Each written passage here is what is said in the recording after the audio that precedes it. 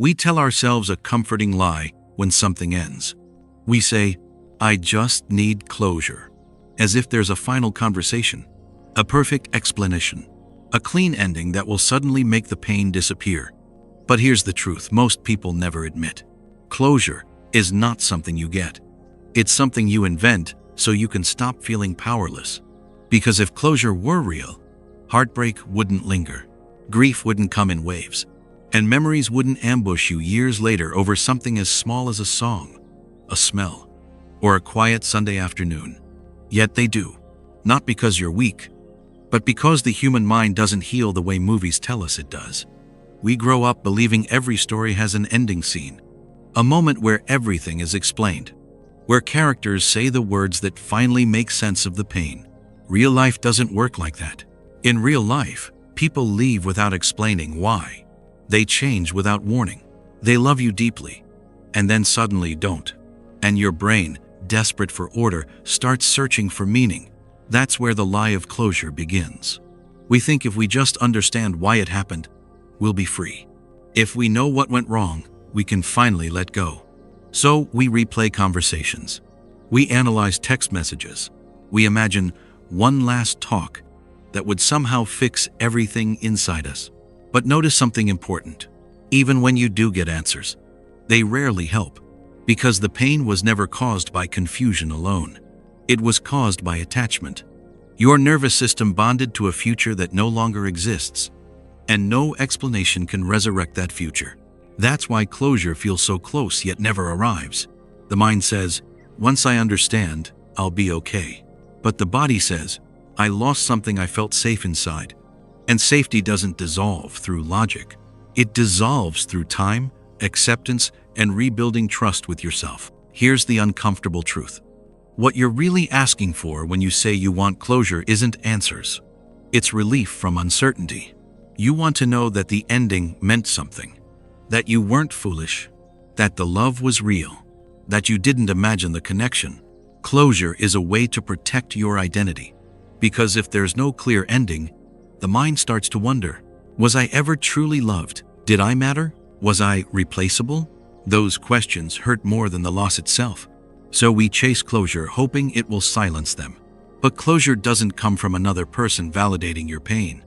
It comes when you stop needing them to explain your worth. And that's why chasing closure can actually trap you longer. Every unanswered question keeps the emotional door open.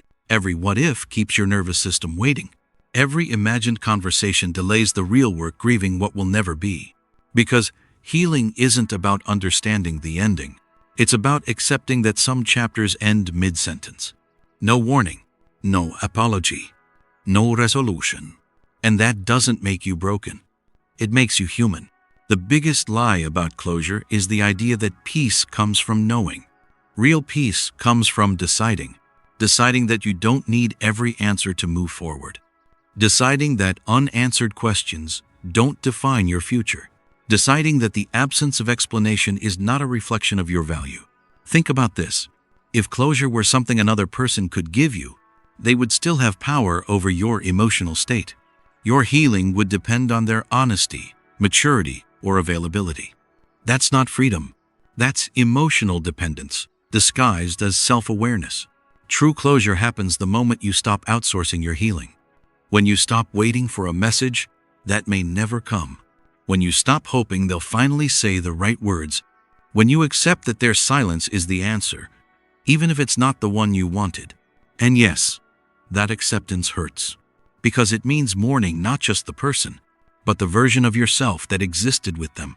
The dreams you built quietly. The future you assumed was mutual. Letting go of that illusion feels like losing control. But it's also where your power returns. Because once you stop chasing closure, something strange happens. Your energy comes back. Your mind gets keener. The questions lose urgency. The memories soften instead of stabbing. Not because you got answers, but because you stopped needing them. Closure isn't a conversation. It's a boundary. A decision to stop reopening wounds in the name of understanding. A decision to say, I may never fully know why, but I choose to heal anyway. And that choice doesn't happen all at once. It happens slowly, in moments when you resist the urge to check their profile, when you allow sadness without trying to solve it, when you let the story remain unfinished. That's real closure, not clarity, not explanation, but peace with uncertainty. Because the strongest people aren't the ones who got answers. They're the ones who learn to live without them.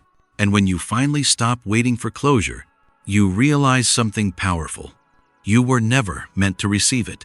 You were meant to create it. By choosing yourself, even when the ending made no sense.